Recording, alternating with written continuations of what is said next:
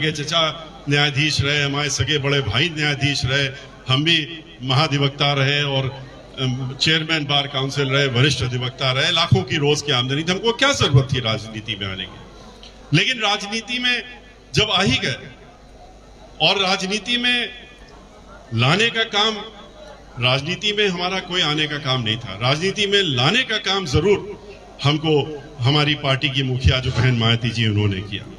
तो जब वो लेकर के आई राजनीति में हमको, तो उसी समय हमारी उनसे जब वार्ता हुई तो हमने कहा कि कुछ काम ऐसे हैं जो कि मैं समझता हूं व्यक्तिगत है। उन्होंने कहा जो भी आपके व्यक्तिगत काम हो वो जरूर कर लीजिएगा। तो वृंदावन में जब हमने ये स्थितियां देखी तो हमने उनके सामने रखा, हमने यहाँ पहले आए, यहाँ 2-3 बार आए, आ करके यहाँ के लोगों से सबसे भेंट की, मिले, बैठकें करी, जानने की कोशिश करी कि यहाँ क्या क्या कमियां हैं। तो कमियों की तो फेहरिस्त लग गई, ऐसी ऐसी चीजें आई जिससे कि होश उड़ गए। मतलब ऐसा स्थान, ऐसा तीर्थ स्थान जहां पर दुनिया के सभी कोनों से लोग आते हैं और वहां पर इस तरह की कमियां सुनने को मिली, तो ये अफसोस हुआ कि हमारा भारतवर्ष इतने वर्ष पहले आजाद हो गया और आज भी हम वृंदावन का रूप बदल नहीं पाए। तो ऐसे में हमने उनसे कहा कि बहुत बड़ा काम है, बहुत सारे काम। उन्होंने हमको क्लीन चिट दे, खुली छूट दे दी। उन्होंने कहा कि हमें आपसे पूछना ही नहीं है कि कितना का बजट है और क्या करना है, लेकिन आप जाइए, फिर ये मत कहिएगा कि ये काम रह गया, वो काम रह गया। और इसीलिए हम यहाँ पर आए और यहाँ पर कई बार आए और आकर के हमने बैठकें करी, अधिकारियों के साथ भी की, कमिश्नर को भी बुलाया, पुलिस के अधिकारियों को भी बुलाया, डीएम को भी बुलाया और सबके साथ बैठक करके हमने कहा पूर्ण विकास की बात करिएगा, कोई एक चीज की बात मत करिएगा। बताया गया कि यहाँ विधवा आश्रम की जरूरत है, यहाँ पर अस्पताल नहीं है, यहाँ पर बस अड्डा नहीं है, यहाँ पर पावर स्टेशन नहीं है, यहाँ पर मेला घोषित होने की बहुत वर्षों से लोग कह रहे हैं कि मेला घोषित कर दिया जाए, मेला घोषित नहीं हो रहा है। यहाँ की सड़कों की हालत, यहाँ परिक्रमा का जो स्थान है यहाँ से लेके गोवर्धन तक का, उसकी हालत बहुत खराब है। ना पक्की सड़क है, ना कच्ची सड़क है, ना फुटपाथ है, और इसके साथ साथ में पूरे वृंदावन में सीवर लाइन नहीं है।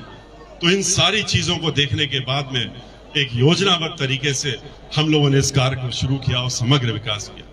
खुशी की बात है, पैसा शुरुआत में 200 करोड़, फिर 300 करोड़, फिर 350 करोड़, जैसा जैसा रुपया इस्तेमाल होता गया और लगता गया, हम लोग उसको आगे बढ़ाते गए और सारे जितने काम ये मैंने अभी आपके सामने कहे, ये सारे के सारे काम वृंदावन में हमको करने का एक मौका मिला।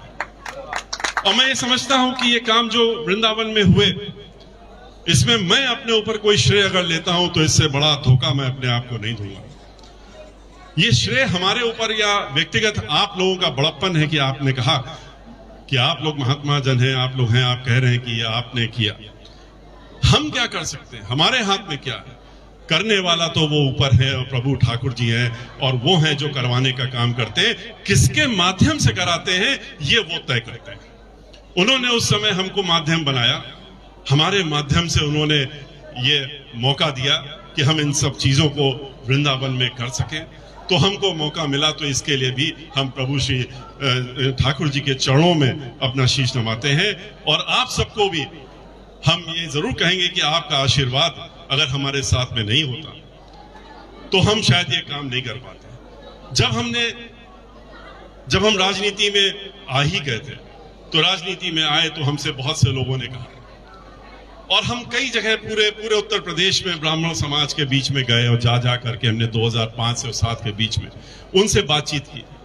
और बातचीत हमने कुछ और नहीं की, 10,000, 20,000, 25,000 की संख्या में लोग इकट्ठा होते थे, पर ब्राह्मण समाज से हम एक बात करते थे। हमने कहा कि आप ये बताइए कि हमारा क्या, ब्राह्मण होने के नाते हमारा क्या कर्तव्य है। सबने एक शब्द में कहा कि ब्राह्मण तो दीक्षा देने का काम करता है, भिक्षा लेकर के भी दीक्षा देता है, और ब्राह्मण अपने बारे में नहीं सोचता। ब्राह्मण हमेशा समाज के बारे में सोचता है, सर्व समाज के बारे में सोचता है, और कैसे सबका उत्थान हो इसके लिए अपना पूरा जीवन समर्पित कर देता है। तो ऐसे में हमने कहा कि फिर भेदभाव क्यों? जैसा कि अभी हमारे गुरुजन ने कहा भी कि जाति, धर्म, भगवान श्री राम चाहे भगवान श्री कृष्ण, किसी ने भी इन सब चीजों से सबको अलग रखा, कहा इसमें मत पड़िए। उन्होंने करके भी दिखाया, इसको तोड़ने के लिए अनेकों अनेकों उदाहरण हैं, रामायण से लेके और हर जगह, महाभारत सब जगह है कि उन लोगों ने कैसे कैसे इन लोगों ने ये संदेश देने का काम किया कि जाति धर्म ये सब चीजों से अलग नहीं है। और ब्राह्मणों को इसका कर्तव्य दिया गया कि ब्राह्मण जो है आगे बढ़ करके इनको करने का काम करे, बढ़ाने का काम करे, इस सर्वजन को एक साथ लाने का काम करे, ये ऊंच नीच जात पात से हटने का काम करे। लेकिन जब हम आए तो हम सबके बीच में गए, हमने उनसे 2-4 प्रश्न किए। उन्होंने कहा देखिए, और बहुत दो टूक बात होती थी, और वकील होने के नाते शायद हम उनसे सीधी सीधी वार्ता भी करते थे, सीधे प्रश्न भी करते थे, वो भी हमसे सीधे प्रश्न करते थे। हमने उनसे पूछा कि आखिर क्या परेशानी है। उन्होंने कहा कि कुछ लोगों ने कहा कि आपने तो कौन सी पार्टी ज्वाइन कर ली, इस पार्टी को क्यों ज्वाइन किया। हमने कहा इसका हम मतलब नहीं समझ पा रहे हैं, हम तो हो सकता है राजनीतिक नहीं है इसलिए हम नहीं समझ पा रहे हैं। उन्होंने कहा नहीं यहाँ पर तो ऊंच नहीं, यहाँ पर तो ब्राह्मणों के खिलाफ बात कही जाती है, यहाँ तो कहा जाता है कि तरह तरह की बात होती है, और मनु की बात करके और मनु के बारे में कहा जाता है कि तो इस तरह की बात की जाती है। तो हमने कहा क्या कहा जाता है ये भी तो जरा बताइए। बोले कि मनु के स्मृति में ये कहा गया है 4 वर्ण हैं, उसको लेके विरोध किया जाता है। मैंने एक प्रश्न उनसे किया, और आज मुझे ये मौका मिला, मैं बहुत दिनों से ये मौका ढूंढ रहा था कि बड़े बड़े संत महात्मा विद्वानों के बीच में भी एक बार ये बात मैं जरूर रखूं, और हो सकता है आप हमको इसका बाद में बता सकें, अभी नहीं तो बाद में बता सकें कि इसके जो हम सोच रहे हैं उसमें क्या गलत है। हमने एक ही चीज उन लोगों से पूछी हर जगह, हमने कहा कि आपने कभी ध्यान से देखा है कि किस चीज का विरोध होता है? विरोध तो सिर्फ इस बात का हो रहा है जहां पर कि एक शरीर को 4 हिस्सों में बांटने की बात की जाती है। कहा जाता है कि मनुस्मृति में यह कहा गया है कि एक हिस्सा जो शरीर है उसमें सर जो है वो ब्राह्मण है और सबसे ऊंचा है, और हाथ जो है क्षत्रिय है, और पेट जो है वो बनिया है और वैश्य है, और पैर जो है शूद्र है, और इसलिए सबसे नीचे है। तो हमने ये पूछा कि ये बता दीजिए हमको, 1-2 सवालों का जवाब दे दीजिए। अगर ये सही है, अगर इसको सही मानते हैं आप लोग, तो हमारे प्रश्नों का जवाब दे दीजिए, हम भी सही मानने लगेंगे। हमने कहा आप कहते हैं कि सर ब्राह्मण है इसलिए सबसे ऊंचा है, और पैर जो है वो शूद्र है, नीचे है, सबसे नीचे इसलिए शूद्र और सबसे नीचा है। हमने जिस कुल में हमने जन्म लिया है, जहां पर हमने जन्म लिया है, जन्म से हमको जो सिखाया गया, हमारे अंदर जो संस्कार डाले गए वो यही डाले गए कि आपके सामने कोई भी ऐसा व्यक्ति आता है जो कि आप जिसको सम्मान देना चाहते हैं, तो आप उसके पैर छू करके और उसको माथे में लगाइए। तो अगर हम पैर को छूते हैं जिसको कि आप कहते हैं कि शूद्र सबसे नीचे है, तो उसको तो उठा करके हम उठा के तो सर पे नहीं रख सकते, हम तो हाथ से छू करके सर में लगा लेते हैं। और दूसरा हमने एक और चीज कही, हमने कहा कि जब हम लोगों को यह भी सिखाया गया कि हमारे बहुत ही सम्मानित गुरुवर हो और लोग हो, माता पिता हो, तो उनके वो अगर आपके पास आते हैं कुछ दिनों बाद, तो आप साष्टांग प्रणाम करिए, प्रभु के सामने भी साष्टांग प्रणाम करिए। और साष्टांग प्रणाम करने का क्या तरीका होता है कि जो सामने व्यक्ति है उसके पैरों पे अपना सर नवा दीजिए, छुआ दीजिए और उससे आशीर्वाद ले लीजिए। तो सर जिसको आप कहते हैं कि ब्राह्मण है वो सबसे ऊंचा है, और पैर जो सबसे नीचा है, तो हम तो इस सर को पैरों में रख देते हैं और तब आशीर्वाद लेते हैं। तो ये ऊंच नीच की बात कहां से आती है? तो अगर वाकई में यही व्यवस्था है, तो इस व्यवस्था का तो हम भी नहीं समझ पा रहे कि ये सही व्यवस्था है।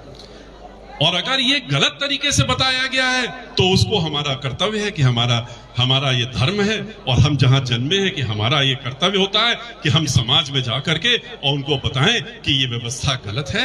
आप लोग सब एक शरीर का एक भी हिस्सा अगर अलग हो जाए, चाहे हाथ हो चाहे पैर हो, तो शरीर बेकार हो जाता है, नश्वर हो जाता है, किसी काम का नहीं रहता।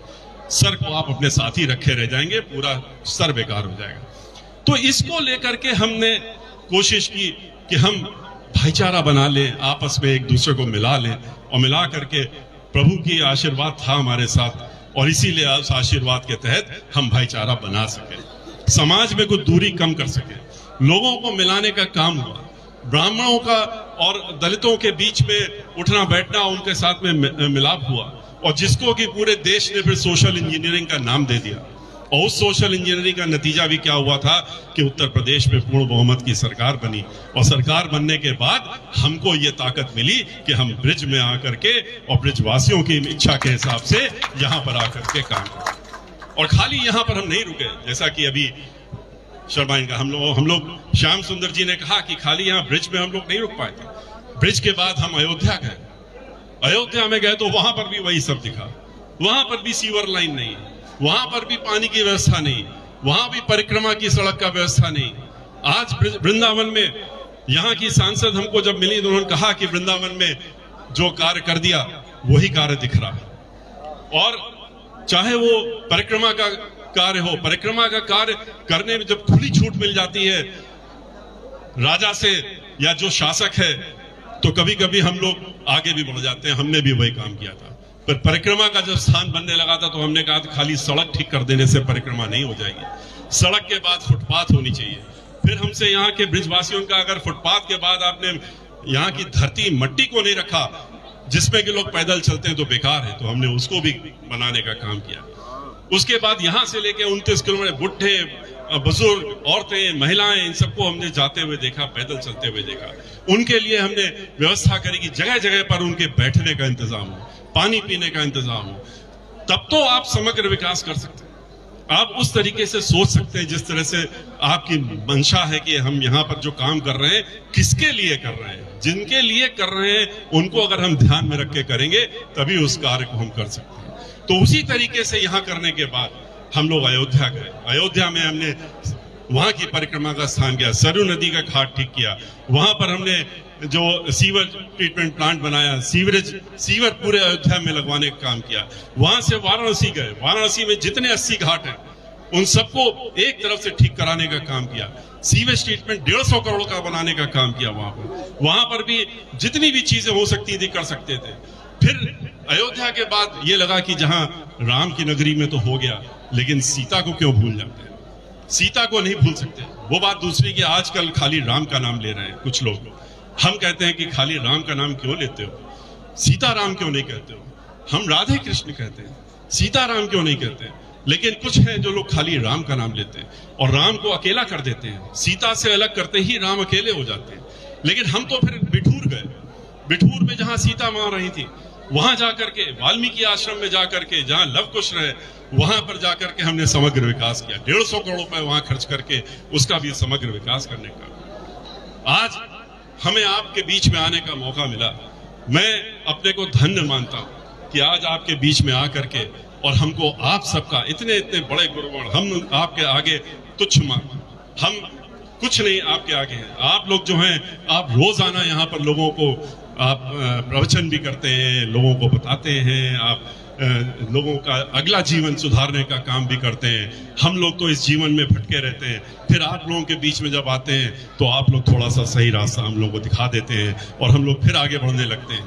आपका आशीर्वाद अगर रहेगा, आपका आशीर्वाद हमारे साथ रहेगा और मुझे फिर से ताकत मिलेगी, और प्रभु का आशीर्वाद रहा, ठाकुर जी का आशीर्वाद रहा, राधे कृष्ण का आशीर्वाद रहा, भगवान श्री राम का आशीर्वाद रहा, तो मैं आपसे कह सकता हूं। और आपने जो बहुत थोड़ी सी चीजें कही, आपने कहा कि एक साधुओं का, संतों का एक वो बन जाना चाहिए, आयोग बन जाना चाहिए और ये हो जाना चाहिए, ये सब तो बहुत ही ऐसी चीजें हैं जिसमें कि कोई आगे दिक्कत होनी ही नहीं चाहिए। लेकिन इसके आगे भी बहुत सी चीजें हैं, बहुत सी चीजें हैं। मंदिरों की सुरक्षा, मंदिरों की देखरेख, जो हमारे पूजा पाठी लोग हैं, जो हमारे मंदिरों में पूजा करते हैं जाके, जो घरों में पूजा करते हैं जाके, जो हमारे वेद पाठी हैं, जो हमारे वेद पढ़ाने काम करते हैं, जो सनातन धर्म को जिंदा रखे हुए हैं, और उसमें जो धीरे धीरे कुठाराघात हो रहा है, उसको भी सबको रोकने का काम हम लोगों की जिम्मेदारी होगी और करने का काम करेंगे। आज उत्तर प्रदेश में जब हम लोग थे 2007 से 12 के बीच में, तो 350 संस्कृत विद्यालय, जो प्राइवेट संस्कृत विद्यालय थे, उनको अनुदान देकर के उनको चलवाने का काम किया था। आज तो जो सरकारी संस्कृत विद्यालय हैं, 1500 संस्कृत विद्यालयों में से घट करके और 700 रह गए। 500 जो महाविद्यालय थे उसमें से घट करके 200-250 रह गए। और कारण क्या है हमसे उन लोगों ने मिल करके बताया। मैं ऐसा क्यों, आप क्यों बंद कर रहे हैं? बोले हम नहीं बंद कर रहे हैं, हम लोगों को अनुदान देना बंद हो गया, पैसा देना बंद हो गया, इसलिए संस्कृत विद्यालय बंद हो रहे हैं एक एक करके। अगर संस्कृत विद्यालय बंद हो जाएंगे तो कहां पर लोग पाठ करेंगे, कहां बच्चे पढ़ेंगे? जब पूजन पाठ नहीं होगा तो ये सनातन धर्म जिसकी बात हम लोग करते हैं, जिसको हम लोग बचाने के लिए संकल्प लेते रहते हैं, ये सनातन धर्म कहां रह जाएगा? जो अभी के लोग हैं उसके बाद अगली पीढ़ी तो कहीं नजर नहीं आएगी इन लोगों की जो इसको बढ़ाने का काम करे। इसलिए हम लोगों का ये भी उद्देश्य है कि आगे अगर दोबारा हमको शक्ति मिली और हमको ताकत मिली और प्रभु की कृपा रही तो इन सारी चीजों को हम लोग देखने का काम करेंगे और इस यहाँ पर सनातन धर्म को उसको बचाने का काम करेंगे, उसको बढ़ाने का काम करेंगे। इसी के साथ में मैं बहुत ज्यादा समय न लेते हुए, क्योंकि आप लोग काफी देर से यहाँ पर रुके हुए हैं, काफी संत महात्मा और सबका आशीर्वाद हमको अभी मिल चुका है। मैं फिर से कहूंगा कि मैं धन्यवाद दूंगा कि हमको यहाँ पर आने का मौका मिला। और मैं शर्मा जी के बारे में इतना कहूंगा जरूर कि मैंने तो उनसे 2 दिन पहले ऐसे ही कहा था कि हमारी पत्नी धर्मपत्नी यहाँ पर है कल्पना मिश्रा, वो सुबह से शुरुआत करती है पूजा पाठ में तो रात तक उसी में बाकी कार्यों के साथ में उसमें लगी रहती हैं और हमको भी याद दिलाती रहती है कि आज ये है, आज वो है, आज इसको मत चूक जाना, आज ये मत कर लेना, घर से निकलना है तो ऐसे निकलना है, इतने बजे निकलना है, नहीं तो नहीं निकलना है। लेकिन फिर भी हम लोगों को निकलना मजबूरी होती है, कोर्ट कचहरी वाले लोग हैं हम लोग तो निकल ही जाते हैं, प्रभु का नाम लेते हैं निकल जाते हैं। लेकिन इन सब चीजों के बावजूद भी आज हमको यहाँ पर आने का मौका मिला, हम दोनों लोगों को यहाँ आने का मौका मिला, आप लोगों का आशीर्वाद लेने का मौका मिला। इसके लिए मैं ये कहूंगा कि मैंने तो सिर्फ 2 दिन पूर्व, 3 दिन भी नहीं हुए, मैंने शर्मा जी से अनुरोध किया था कि कार्तिक पूर्णिमा के पर्व में जहां पर कि विष्णु की कृपा रहती है, अगर उनकी पूजा आरती करने का मौका मिल जाए तो इससे बड़ा आशीर्वाद नहीं मिल सकता। आज वो भी आरती का भी मौका मिलेगा, दीपक जलाने का भी मौका मिलेगा। आज गुरु नानक जी का भी पर्व है और ऐसे सुंदर पर्व में हमको यहाँ आकर के अगर मौका मिल जाता है तो आप बताइए। तो उन्होंने 2 मिनट भी नहीं लिए, इन्होंने ये नहीं कहा कि अच्छा हम बताएंगे आपको, इन्होंने कहा कि आप अपना कार्यक्रम बनाइए और बाकी आप हमारे ऊपर छोड़िए। और मैं देख रहा हूं कि इन्होंने जिस तरह से कार्यक्रम कराया है, मैं इसलिए इनका बहुत ही कोटि-कोटि धन्यवाद देता हूं, शर्मा जी को खास तौर से इस बात के लिए। और मैं इसी के साथ में ज्यादा कुछ न कहते हुए फिर से आप सभी संत महात्माओं को दिल से और प्रणाम करते हुए अपना सिर आपके सामने झुकाते हुए और आपसे मैं विदा लूंगा। राधे राधे, जय राधे कृष्ण। बहुत बहुत धन्यवाद आदरणीय मिश्रा जी। और आज हमें मालूम पड़ी कि आपके अभ्युदय के पीछे कल्पना मिश्रा जी की पूजा को फल चल रहे हुए। और रही बात श्याम जी की, तो श्याम भैया जी के संबंध में तो आदरणीय मिश्रा जी एक बात कह दे, द्वापर तेई या नाम को आपने की 2 दिन पहले या को गिरिराज उठाए हुए की आदत ऐसी पड़ी भैया कि ब्रजवासी की लकड़ियां लगे और या की उंगरियां लगे तो गिरिराज उठे। ये हमारे श्री श्याम जी की विशेषता है। और अब यहाँ पे जितने भी संत महापुरुष विराजमान हैं, आदरणीय मिश्रा जी के मन में ये विचार हो कि मैं वृंदावन में जाए के संत महात्मा विद्वान जो ब्रज के महाभागे हैं उनको मैं सम्मान करूं, तो आप 100 बढ़ाए के सम्मान करेंगे आदरणीय श्री सतीश चंद्र जी मिश्रा, श्री बाल योगेश्वरानंद जी महाराज के लिए। महाराज घूम जाओ। ये इनने जो आयोग की बात करी ना, सबन को योग करने वाले यही है, जब तक योग नहीं हो तब तक आयोग कैसे हुए वो।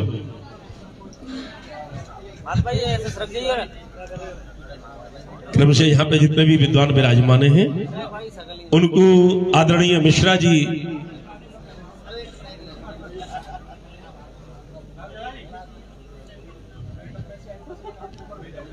महंत जी महाराज जी भी एक बार ऊपर बुला ले तो अच्छे रहेगा। ये सब पत्रकार लोग देख रहे तो उधर पीछे जाएंगे, आ जाए। श्री राधा प्रसाद देव जी महाराज, श्री हरदास पीठाधीश्वर, कृपया आगे आ जाए तो अच्छा रहेगा। कृपया रास्ता दे दे। मोहिनी बिहारी शरण जी उनको लेके आ, मैं कृपया। ऐसे घूम जाओ। अरे ऐसे ऐसे महाराज महाराज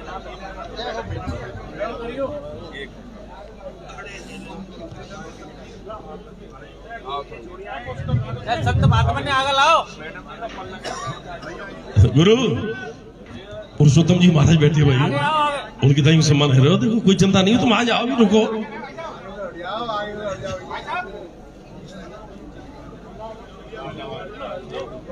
श्री अशोक व्यास जी रामायणी, हरि रावत जी, आदरणीय रमेश दत्त जी और हरि रावत जी, डॉक्टर अनिरुद्ध जी महाराज, अरे सामने से हट जाओ भाई साहब, सामने। अरे आगे चढ़ो भैया।